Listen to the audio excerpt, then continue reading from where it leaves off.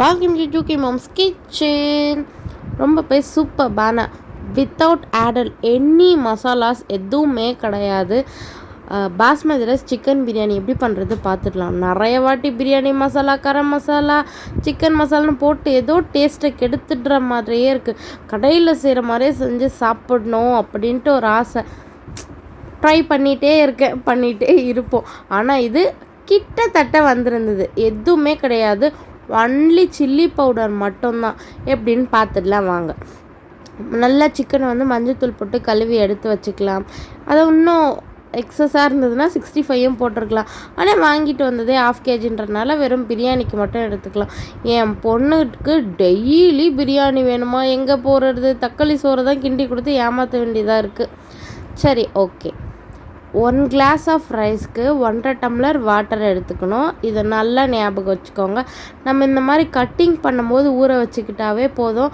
ஏன்னா பாஸ்மதி ரைஸ் நிறைய நேரம் ஊறணுன்ற அவசியம் கிடையாது.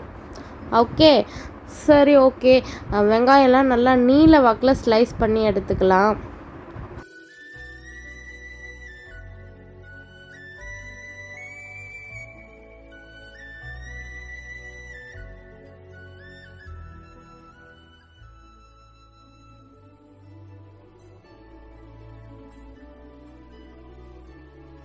நம்ம நார்மல் ரைஸ் வீட்டில் யூஸ் பண்ணுறதுல பண்ணோன்னா தக்காளி வெங்காயம் இன்னும் ஜாஸ்தியாக போடணும். பாஸ்மதி ரைஸ்ன்னும் போது நல்ல ஃப்ளேவரோடு இருக்கும், கம்மியாகவே போட்டுக்கலாம் வெங்காயம், தக்காளி.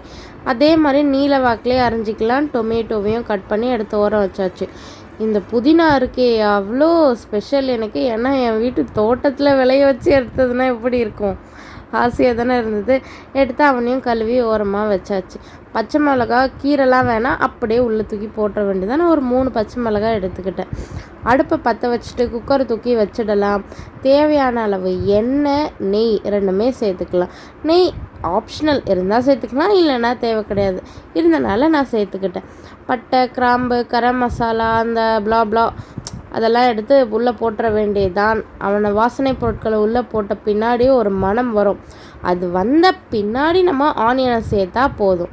ஆனியன் வந்து நல்லா கோல்டன் ப்ரௌன் கலரில் வந்து வரணும். அந்த அளவுக்கு நல்லா வதக்கிக்கோங்க. பச்சை மிளகாவை சேர்த்துருங்க, சொல்ல மறந்துட்டேன்.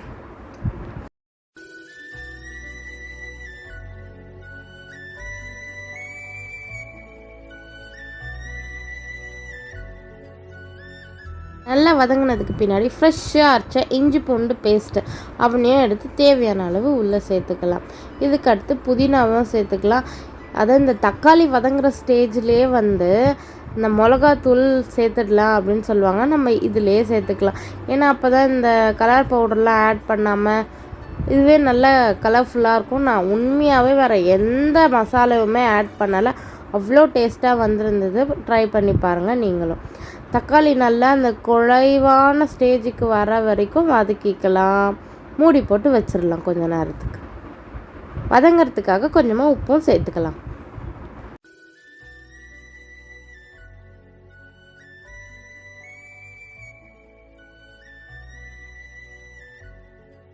தக்காளி வதங்கினதுக்கு பின்னாடி கழுவி வச்சுருக்க சிக்கனையும் எடுத்து உள்ளே இறக்கிடலாம்.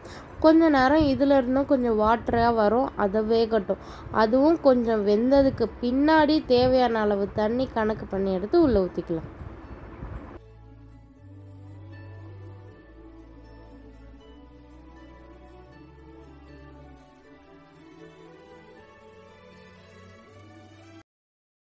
ஃபர்ஸ்ட்டு சொன்ன மாதிரி தான் 1 glass ஆஃப் ரைஸ்க்கு 1.5 வாட்டர் ஊற்றிக்கலாம். நான் 3 glass ஆஃப் ரைஸ் எடுத்திருந்தனால 4.5 tumbler தண்ணி ஊற்றிக்கினேன். அந்த அரை வந்து கொஞ்சம் கம்மி கூட பண்ணிக்கலாம். ஏன்னா சிக்கனில் இருந்தால் கொஞ்சம் தண்ணி விட்டுருக்கோம்ல.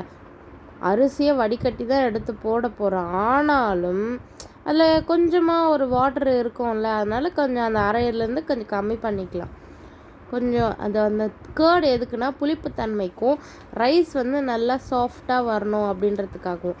இந்த மாதிரி கொதிக்கிற டைமில் எடுத்து அரிசியை உள்ளே போட்டு பாதி வெளியில் தெரியும்ல, அரிசியும் தண்ணியும் சிதறி நிற்கிற டைமில் குக்கர் போட்டு அதை விசில் போட்டு மூடிட வேண்டியது தான்.